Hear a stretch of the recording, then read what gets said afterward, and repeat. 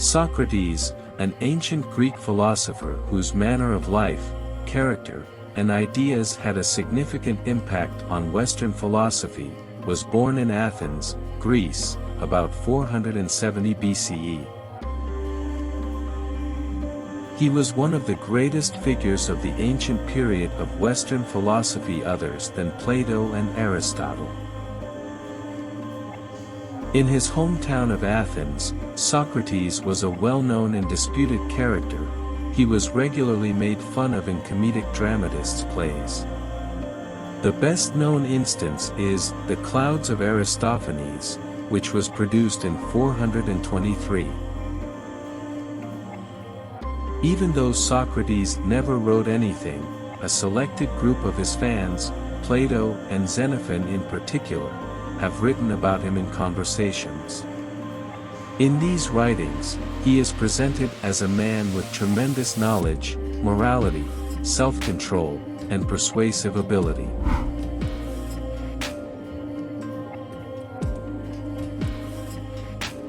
Even though the sources only offer little details on the life and character of Socrates, a distinct and vibrant portrait of him emerges, especially in some of Plato's works. His mother, Phaenarete, his father, Sophroniscus, perhaps a stonemason, and his wife, Xantippe, are all known.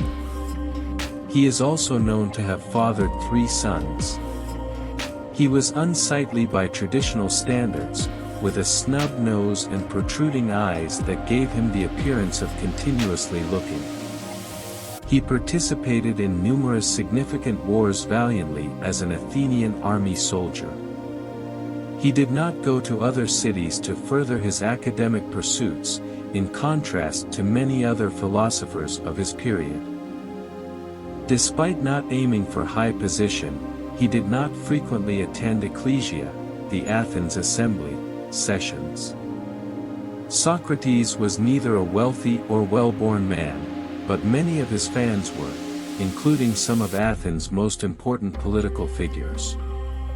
He remained in Athens when the democratic government was briefly overthrown in 403, for years before his trial, unlike many ardent supporters of democratic rule, like his friend Chaerephon, who had traveled to Delphi many years earlier.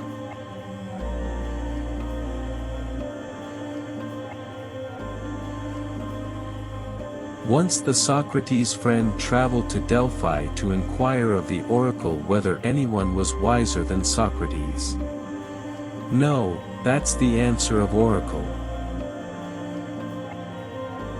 Socrates' most famous philosophical humor includes, to seek answers to urgent human questions like, what is virtue, and what is justice?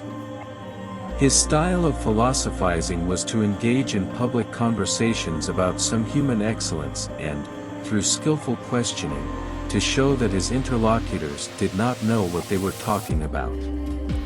Despite the negative results of these encounters, Socrates did hold some broad positive views, including that virtue is a form of knowledge and that care of the soul, the cultivation of virtue, is the most important human obligation. In certain respects, Socrates' character and philosophical worldview were intertwined. He was noteworthy for his complete control over his emotions and his seeming indifference to discomfort. His adherence to the belief that reason, when properly developed, can and should be the all-controlling component in human existence corresponded to these personal attributes.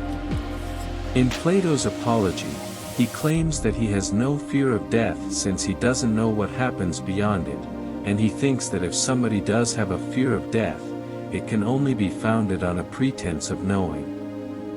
This assertion is predicated on the idea that after one has given anything enough consideration, one's emotions will follow suit. Socrates views virtue as a sort of knowledge, which helps to explain why he thinks it is crucial to find the answers to questions like, what is courage? Likewise, what is piety? We would have everything we need to lead fulfilling lives if we could only figure out the answers to these questions. Socrates' ability to completely rationally manage his emotions led him to believe that his situation was an example of what human beings at their best are capable of.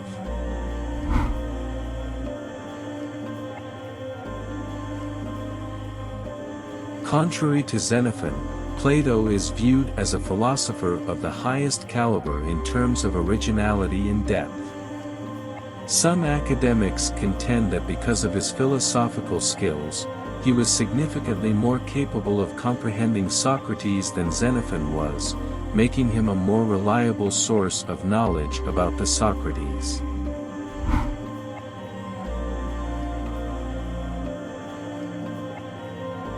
The method of separating the ideologies of Socrates and Plato is supported by further information on the historical Socrates from another major source, Aristotle.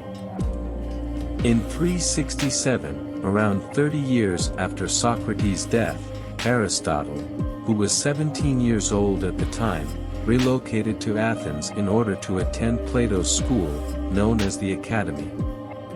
Aristotle said, Socrates asked questions but gave no replies, because he lacked knowledge, that he sought definitions of the virtues, and that he was occupied with ethical matters and not with questions about the natural world. This is the portrait of Socrates that Plato's writings, judiciously used, give us.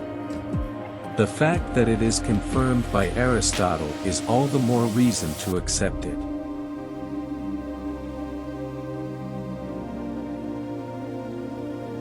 The way his life ended, at age 70, when he was tried for impiety, made his influence all the more profound.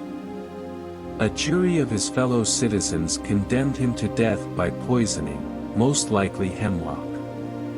He was died in 399 BCE in the same city Athens, Greece. The Socrates defense by Plato is supposed to be the speech that Socrates delivered at his trial in response to the charges leveled against him. It is regarded as one of the foundational texts of Western thinking and culture because of its forceful support for the studied life and criticism of Athenian democracy.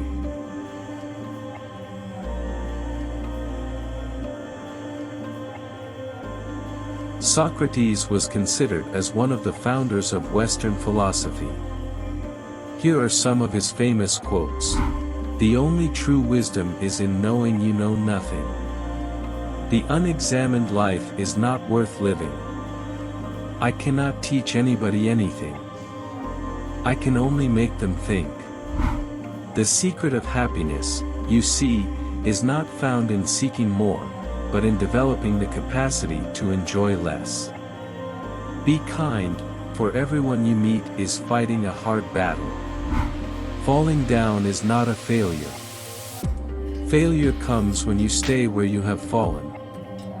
Awareness of ignorance is the beginning of wisdom.